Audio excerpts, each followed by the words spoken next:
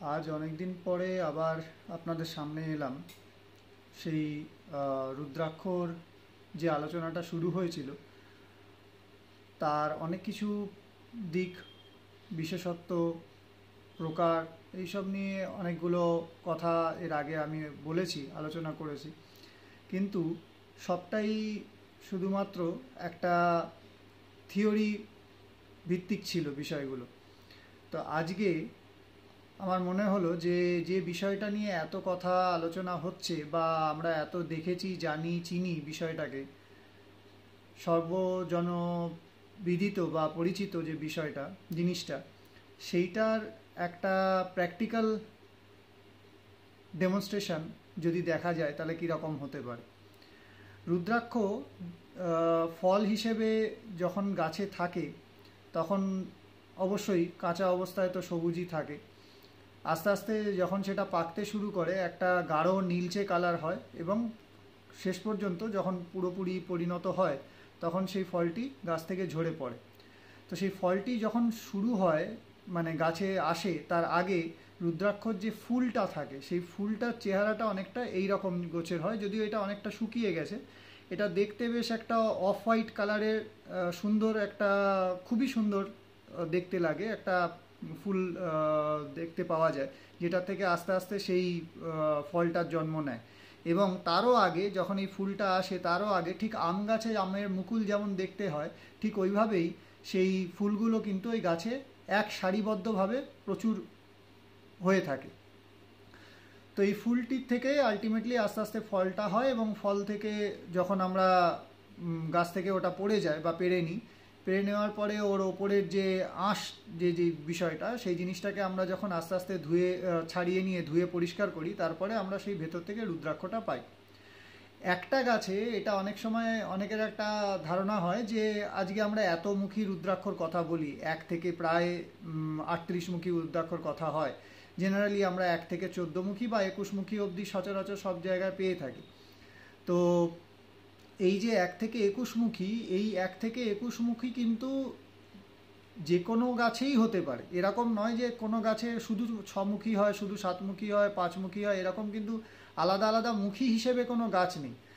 যে কোনো গাছেই যত যত মুখী রুদ্রাক্ষ পাওয়া যায় সেগুলো সবকটাই হতে পারে। ডিপেন্ড করে যেটার ওপরে, সেটা হচ্ছে সেই গাছটি কতটি পুরনো, কতটা ম্যাচিওর্ড গাছ।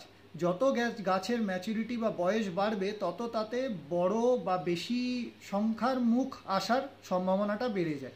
প্রথম দিকে জেনারেলি আমরা খুব বেশি যেটা পেয়ে থাকি, বেশি মাত্রায় যেটা পেয়ে থাকি, হয় 3 মুখী বা 5 মুখী, এইগুলোই বেশি অধিকাংশ সময় পাওয়া যায়। তারপরে গাছটি যত আস্তে আস্তে পুরনো হতে থাকে তত কিন্তু সেই জায়গায় সেই গাছটির বয়স বাড়তে শুরু করাতে আমরা কিন্তু তাতে আরও বেশি মুখীর রুদ্রাক্ষ পাই। এবার যেটা এর আগে আমি আলোচনায় বলেছিলাম যে আমাদের ভারতে আমরা অনেক জায়গায় রুদ্রাক্ষ পাই এবং নেপালে তো পাই। তো ভারতে আমাদের এখানে হরিদ্বার বা রামেশ্বরমের দিকে রুদ্রাক্ষ পাওয়া যায়, আসামের দিকে রুদ্রাক্ষ পাওয়া যায়, উত্তরাখণ্ডের দিকে রুদ্রাক্ষ পাওয়া যায়। এই বিভিন্ন জায়গায় আমরা রুদ্রাক্ষ পাই, মানে গাছ পাই আর কি। রুদ্রাক্ষ তো অনেক জায়গাতেই পাওয়া যায়, রুদ্রাক্ষর গাছের ওখানে সন্ধান পাওয়া যায়। আর তাছাড়া অবশ্যই নেপালে পাই। তো এই যে ফুলটা আমি দেখালাম, এই ফুল থেকে এবার আমি কিছু রুদ্রাক্ষর আপনাদেরকে দেখাচ্ছি। সেই রুদ্রাক্ষের ধরনগুলো দেখিয়ে আমি কিছু বললে তখন আপনারা বুঝতে পারবেন। এই এই যে রুদ্রাক্ষটি আমার হাতে আছে, এই রুদ্রাক্ষটির চেহারাটা দেখেই আপনারা বুঝতে পারছেন যে এই রুদ্রাক্ষটা খুব একটা ভালো প্রজাতির নয় বা অনেক দিন যাবৎ গাছ থেকে পেড়ে রাখা রয়েছে এবং বিষয়টা একদম শুকিয়ে ড্রাই হয়ে গেছে।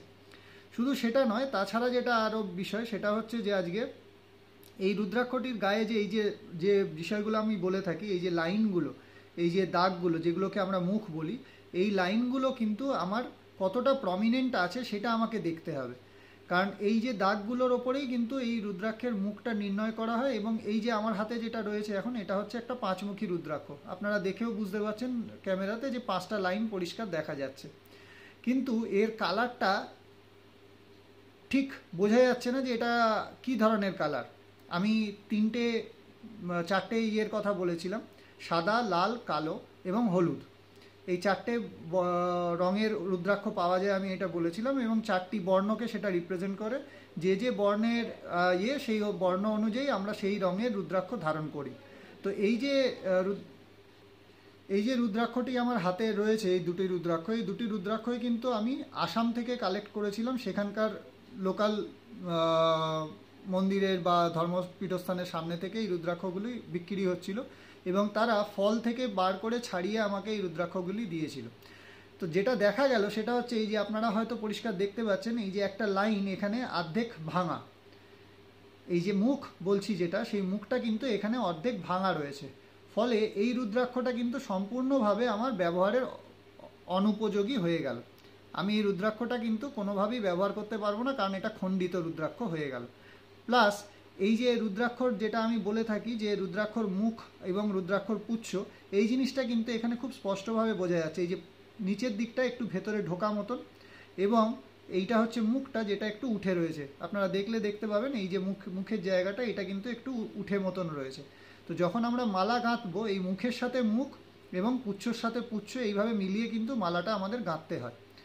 তো এই রুদ্রাক্ষগুলো কিন্তু আমার আসাম থেকে যখন আমি রুদ্রাক্ষগুলো কালেক্ট করেছিলাম সেখানকার রুদ্রাক্ষ, এবং এর কোয়ালিটি হিসেবে আপনারা দেখে বুঝতে পারবেন যে এর গুণগত মান কিন্তু খুব একটা উন্নত বলে মনে হচ্ছে না। এবার এই আসামেরই আমি একটা ভ্যারাইটিতে আসি, বা ওখানকার লোকাল কালেক্ট করা। এইটা হচ্ছে দুমুখী রুদ্রাক্ষ। এর আগে আমি দেখালাম যেটা, সেটা 5মুখী রুদ্রাক্ষ ছিল। এটা হচ্ছে দুমুখী রুদ্রাক্ষ। এই যে এদিকে একটা দাগ, আবার এই উল্টো দিকে একটা দাগ, এই দুটো কম্পার্টমেন্ট, এদিকে একটা কম্পার্টমেন্ট, এদিকে একটা কম্পার্টমেন্ট। কিন্তু এই রুদ্রাক্ষটা কিন্তু আমাদের ভারতীয় রুদ্রাক্ষ। এই আসাম বা হরিদ্বার বা রামেশ্বরম এই দিকটা, বিশেষ করে রামেশ্বরমের দিকে কিন্তু আপনারা দুমুখী রুদ্রাক্ষ বললে এটাই পাবেন। এবং লোকাল মার্কেটে, ইন্ডিয়ান মার্কেটে কিন্তু বেশিরভাগ ক্ষেত্রে এই রুদ্রাক্ষটাই চলে, এবং এটি যথেষ্ট সস্তা। কিন্তু এই দুমুখী রুদ্রাক্ষই যখন আমি নেপালি রুদ্রাক্ষ কিনতে যাব, সেটার কস্ট কিন্তু প্রায় এর অন্তত খুব কম করে হলেও 10 থেকে 12 গুণ হয়ে যাবে, খুব কম করে। যদি এটা আমার মানে 200 টাকা কথার কথা হয়ে থাকে, তাহলে সেটা কিন্তু আমার প্রায় 12 থেকে 15,000 টাকার কাছাকাছি কিন্তু চলে যাবে। ঠিক আছে? তো সেই জন্যে আমার এইটা বুঝতে হবে যে আমার কোয়ালিটিটা কিন্তু ম্যাটার করে আমার জায়গার অরিজিনের ওপরে, রুদ্রাক্ষের অরিজিনের ওপরে, যে আমি কি ধরনের রুদ্রাক্ষ কোন সোর্স থেকে পারচেস করছি, তার উপরে কিন্তু আমার গুণগত মানটাও ডিপেন্ড করবে, এবং আমার তার যে কার্যক্ষমতা সেটাও ডিপেন্ড করবে। তো আমাদেরকে চিনতে বুঝতে জানতে হবে যে আমি অরিজিনাল রুদ্রাক্ষ যখন কিনতে যাব বা কিনবো, সেই জিনিসটা আমি কোথা থেকে কিনলে আমি সঠিক জিনিসটা পাবো। প্লাস তার কালার, এর কালারটা আপনারা দেখুন, এর কালারটা অলরেডি একটা মানে অফ হোয়াইট ঠিক নয়, মানে প্রায় কালোর দিকেই চলে গেছে আর কি এই রুদ্রাক্ষটির কালারটা। তো এটা কোনোভাবেই ব্রাহ্মণ বর্ণেয় যে ব্যক্তি যারা বা ক্ষত্রিয়, এদের কিন্তু ধারণের কোনোভাবেই উপযোগী এই জিনিসটি নয়। পরেরটাতে আমি দেখাই এই একই দুমুখী রুদ্রাক্ষ, এটা একটু ছোট সাইজের, এও সেম, এটাও হচ্ছে আমার ওই একই জায়গা থেকে নেওয়া, এবং ফল থেকে ছাড়ানো রুদ্রাক্ষ। এরকম নয় যে আমরা আলাদা করে দেখে কিনেছিলাম, ফল থেকে ছাড়িয়েই এই রুদ্রাক্ষটা আমাকে দিয়েছিল, এবং সেখানে এই দুইমুখী রুদ্রাক্ষটা পাওয়া যায়। তো অবশ্যই এটা অরিজিনাল, কিন্তু বিষয়টা হচ্ছে যে এর গুণগত মানটা কীরকম, এবং এর কালার, টেক্সচার, সাইজ, শেপ কোথায় কিভাবে কি ডিপেন্ড করছে, ভ্যারি করছে। এইবার চলে আসি যেখানে আমি এতক্ষণ ধরে বলছিলাম যে আমাদের সবথেকে উন্নত মানের রুদ্রাক্ষ যেখানে পাওয়া যায় বা আমরা পেতে পারি যেখানে গেলে, সেটা হচ্ছে নেপাল। তো নেপালের এই রুদ্রাক্ষগুলো এক জায়গা থেকে আমার ক্রয় করা, সেটা হচ্ছে আমাদের পশুপতিনাথ মন্দিরের কাছে। এই রুদ্রাক্ষ যখন আমরা দেখছি, এই রুদ্রাক্ষর কিন্তু কালারটাই পুরোপুরি আলাদা এবং টেক্সচারটাও আলাদা। ঠিক আছে? এটার গায়ে বেশ মানে গাটা বেশ খড়খড়ে এবং উঁচু, হাতে লাগার মতন রয়েছে, যেটা একটা নেপালি রুদ্রাক্ষর স্বাভাবিক পরিচয়। ঠিক আছে? যে তার গাটা বেশ থর্নি হবে, হাতে দিলে, আঙুল দিয়ে প্রেসার দিলে সেখানে লাগবে, লাইনগুলো পরিষ্কার হবে, ন্যাচারাল হোল থাকবে সেখানে, এবং কম্পার্টমেন্ট ঠিকঠাক থাকবে, যে 5টা 5মুখী রুদ্রাক্ষ হলে 5টা ইয়ে থাকবে, এবং শেপটা আমলকির আকারে হবে, ছোট বড় যেরকমই হোক। আর এইটা হচ্ছে মোটামুটি নেপালি রুদ্রাক্ষ স্ট্যান্ডার্ড সাইজ, এর থেকে ছোট খুব একটা কিন্তু নেপালি রুদ্রাক্ষ পাওয়া যায় না। সুতরাং এইটা একটু মাথায় রাখবেন, যখনই নেপালি রুদ্রাক্ষের মালা আপনারা কিনতে যাবেন বা সিঙ্গেল বিডও কিনবেন, একটু দেখে নেবেন যে মোটামুটি স্ট্যান্ডার্ড সাইজ কিন্তু এইটা, এর থেকে হয়তো সামান্য একটু ছোট হতে পারে, তার থেকে খুব একটা ছোট হবে না, সেটা কিন্তু আস্তে আস্তে তাহলে এবার ইন্দোনেশিয়ার দিকে চলে যাচ্ছে। তো সেইটা একটু লক্ষ্য রাখা যে আমরা যখন পারচেস করব, সিঙ্গেল বিট করি বা মালা করি, যে রুদ্রাক্ষর সাইজটা কীরকম কী থাকছে। এরও যে রঙটা, এই রঙটাও কিন্তু রুদ্রাক্ষের অরিজিনাল রং নয়, এটাতেও হয় একটু কালার পেন্ট করা হয়েছে বা তেলে চোবানো ছিল, এইভাবে জিনিসটা দোকানে বা বাজারে বিক্রি হচ্ছে। এরপরে আর একটা জিনিস বলি, এইখানে আপনারা যদি খুব, আমি যতটা পারছি চেষ্টা করছি দেখানোর পরিষ্কার করে, এই যে মুখটা আপনারা দেখছেন, এই রুদ্রাক্ষের যে মুখটা, আর এইটা হচ্ছে পিছনের দিকটা, পুচ্ছর সাইডটা, আমি আরও আর একটা দেখাচ্ছি আপনাদেরকে, এইটা দেখলে হয়তো আর একটু পরিষ্কার হবে। এই যে জায়গাটা, এই যে রুদ্রাক্ষটা, এই রুদ্রাক্ষের যে ইয়েটা করা রয়েছে, এই যে মুখটা রয়েছে, এই মুখের যে হোলটা, এই হোলটা কিন্তু মেশিন দিয়ে করা, ঠিক আছে। তো যখন তারা দোকানে মালা হিসেবে ইয়ে করে, তারা কিন্তু অলরেডি এটাকে ড্রিল করে করেছে, এটা কিন্তু ন্যাচারালি সেইভাবে আসেনি। তো খুব স্বাভাবিকভাবে এই জিনিসটা এর আগেও আমরা বলেছিলাম বা বিভিন্ন ভিডিওতে আপনারা অন্য সময় অন্যদের কাছেও শুনে থাকবেন, যে নেপালে ওই অঞ্চলে মানে পশুপতিনাথ মন্দিরের কাছাকাছি ম্যাক্সিমাম যে দোকানগুলো আছে, তাতে কিন্তু আপনারা রুদ্রাক্ষ অনেক রকমেরই পাবেন, এই ধরনেরও পাবেন, কিন্তু তাদের মধ্যে অধিকাংশটাই কিন্তু বলতে পারেন যে একটু মানে মিডিয়াম বা বিলো মিডিয়াম কোয়ালিটির। কারণ এই বিষয়টা ঘটে অনেকটা আমাদের ভারতের চা পাতার মতন। আমরা জানি যে আমাদের দার্জিলিংয়ে যে চা পাতাটা চাষ হয়, তার সবথেকে ভালো ভ্যারাইটিটা কিন্তু অলরেডি এক্সপোর্ট হয়েছে। আমরা যেটা পাই ম্যাক্সিমাম ক্ষেত্রে, সেটা কিন্তু 2 নম্বর 3 নম্বর 4 নম্বর আরও অনেক নিচের দিকের কোয়ালিটিটা আমরা বাজারে অ্যাভেলেবেল পাই বা আমরা কিনে নিয়ে আসি। তো সেই সেম জিনিসটাই কিন্তু এখানে হয়। এখানে রুদ্রাক্ষ, ভালো যে রুদ্রাক্ষ যেগুলো মানে বিভিন্ন উচ্চ মানের জায়গায় চাষ হয় নেপালে, সেগুলোর বেশিরভাগটাই কিন্তু এক্সপোর্ট হয়ে যায় ওই পশুপতিনাথ মেন মার্কেটে বা কাঠমান্ডুর মেন মার্কেটে আসার আগেই। তো সুতরাং যখন আপনারা সেখান থেকে পারচেস করবেন, একটু দেখে নেবেন যে এই বিষয়গুলো সেখানে উপস্থিত আছে কিনা, বা কি কিনছি সেই জিনিসটা ঠিকঠাক আছে কিনা।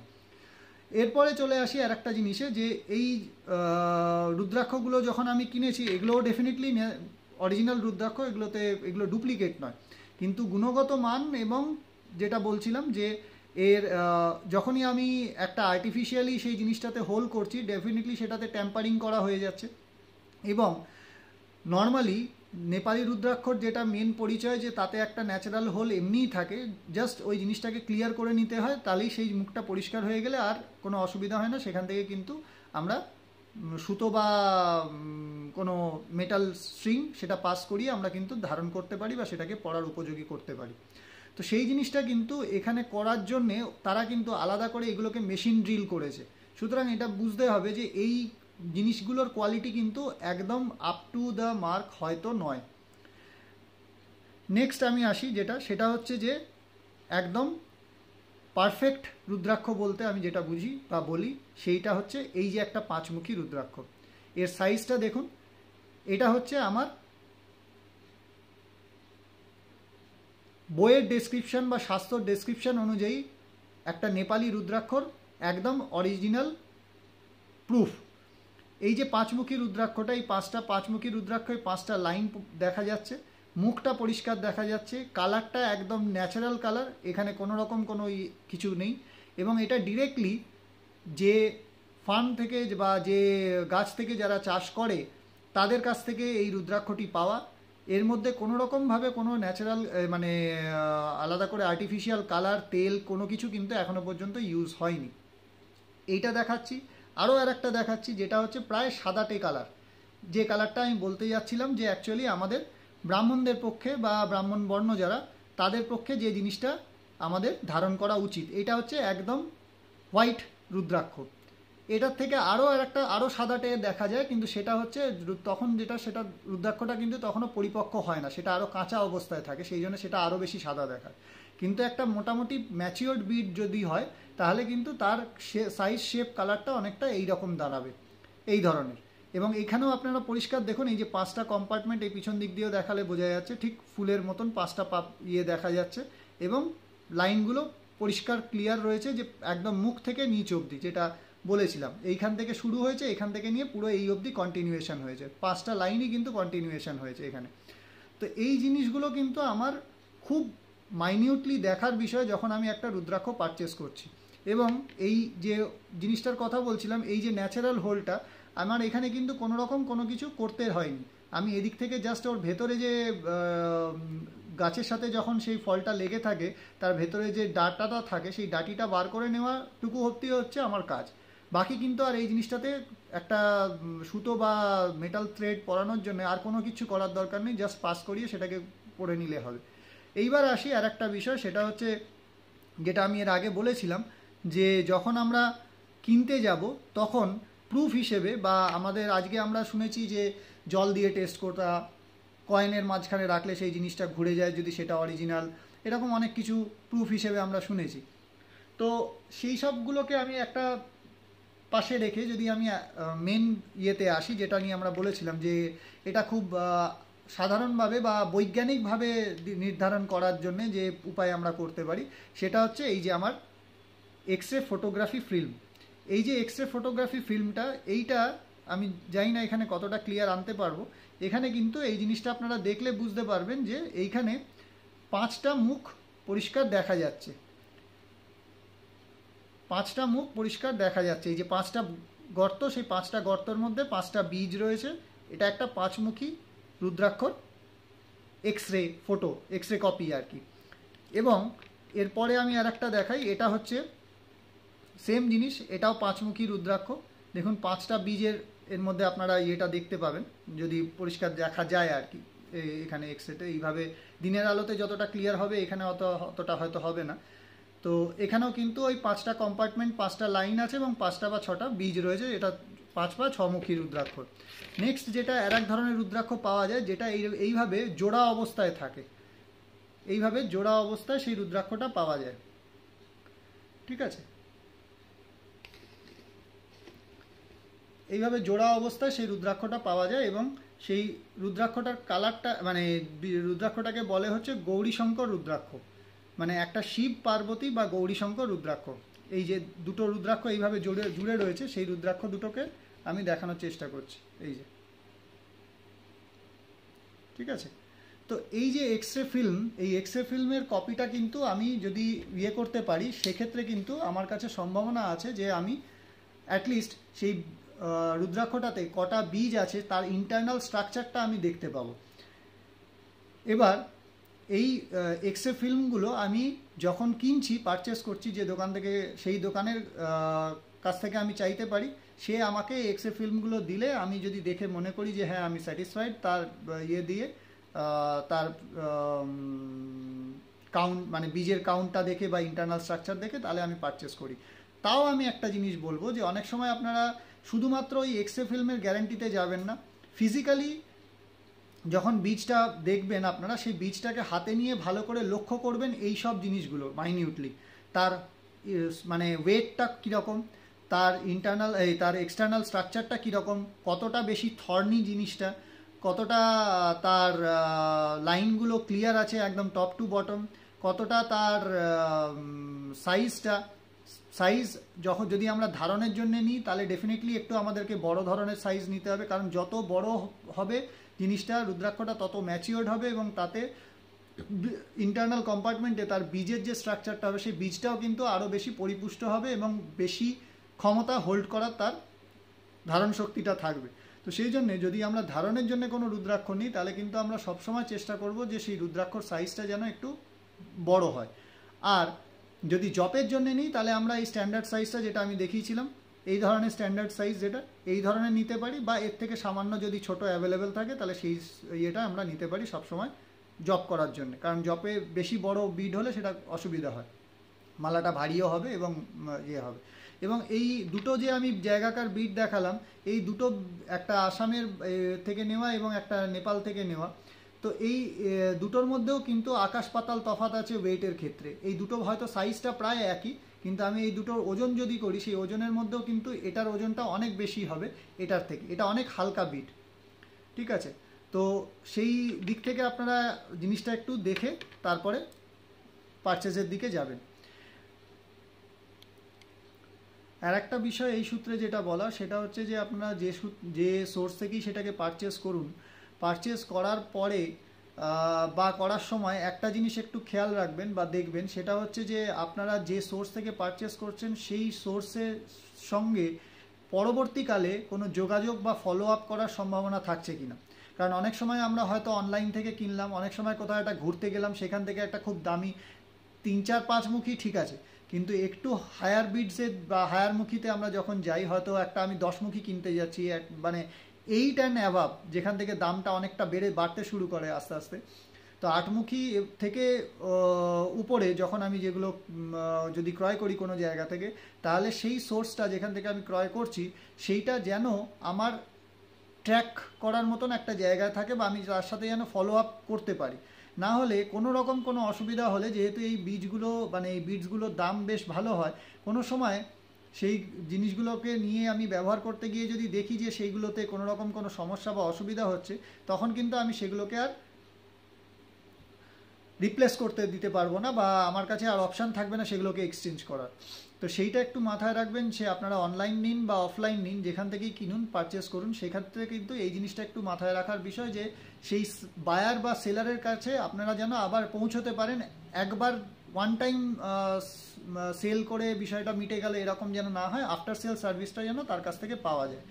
এবং তার থেকেও বড় বিষয় আর একটা, সেটা হচ্ছে যে আজকে আমরা যখন সিঙ্গেল বিট ধারণ করব, 3 মুখী 4 মুখী 5 মুখী এই যেগুলো আছে, যেগুলো আমরা যখন ধারণ করব বা কিনবো, সেইটা আমরা কিনবো কোন বেসিসে, আমার জন্যে কোন মুখীটা লাগবে বা কোন মুখীটা কাজ করবে, সেইটা আমাকে নির্ধারণ করার একটা জায়গা আনতে হবে। এবার সেটা একটা হতে পারে যে আমি নিজে জানি যে আমার কি কি কারণের জন্য আমি কিনতে চাইছি বা রুদ্রাক্ষ ধারণ করতে চাইছি, সেই কারণ ভিত্তিক বিষয়টা জেনে আমি রুদ্রাক্ষ পারচেস করতে পারি। আদারওয়াইজ আমি কোনো ভালো অ্যাস্ট্রোলজারকে কনসাল্ট করতে পারি, যে আমার বার্থ চার্ট পুরোপুরি কনসাল্ট করে সে আমাকে অ্যাডভাইস করতে পারবে যে আমার গ্রহ দশা অনুযায়ী আমার কোন ধরনের রুদ্রাক্ষ বা কতমুখী রুদ্রাক্ষ দরকার, যেটা পড়লে আমার সেই ইয়েগুলোর কাজ হবে, সেই সমস্যাগুলোর নিবারণ হবে, বা আমি আর একটু ভালো থাকতে পারবো। তো সেইগুলো যদি প্রপারলি আমাদেরকে কেনার ক্ষেত্রে আমরা ভাবি, চিন্তাভাবনা করি, তাহলে আমাদেরকে সেইগুলো জেনে কেনাটা ভালো। আদারওয়াইজ যদি শুধুমাত্র ধারণ করার বিষয় হয়, কোনো কিছু না চিন্তা করে, কোনো কিছু না ভেবে, তাহলে একমাত্র 5 মুখী রুদ্রাক্ষই আছে, যেটা আমরা যে কেউ যে কোনো সময় ধারণ করতে পারি।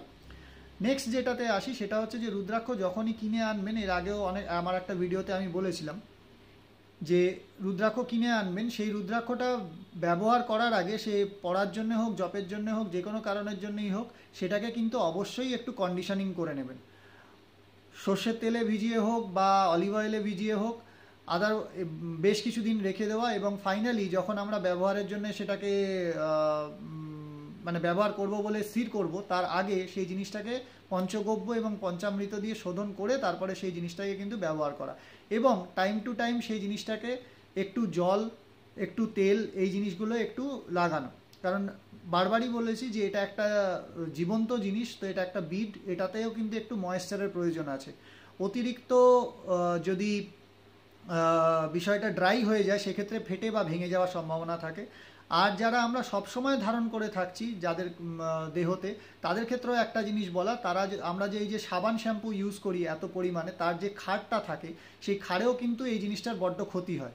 তো সবসময় যদি স্নান করার সময় খোলার আমাদের সম্ভাবনা না থাকে, তাহলে আমাদেরকে মাথায় রাখতে হবে যে উপযুক্তভাবে সময় সময়, অন্তত মাসে একবার, বা ভালো হয় যদি অন্তত 2বার পারা যায়, যে সেটাতে অল্প একটু করে অয়েল ব্রাশ করা বা হাতে একটু তেল নিয়ে সেই ভালো করে সেই জিনিসটাতে লাগিয়ে নেওয়া। তাতে তার ময়েশ্চার রিটেনশনটা থাকবে এবং জিনিসটা অনেক দিন পর্যন্ত মানে লাস্টিং করবে, লংজিভিটিটা বাড়বে। তো আজ এই পর্যন্তই। পরের দিন আমরা আলোচনা করব যে কোনমুখী রুদ্রাক্ষতে আমাদের শারীরিক বা দৈহিক বলতে পারেন, এবং তাছাড়া আর অন্য কোন কোন বিষয়ে আমরা কোন কোন বেনিফিটগুলো পাই। আজ এই পর্যন্তই।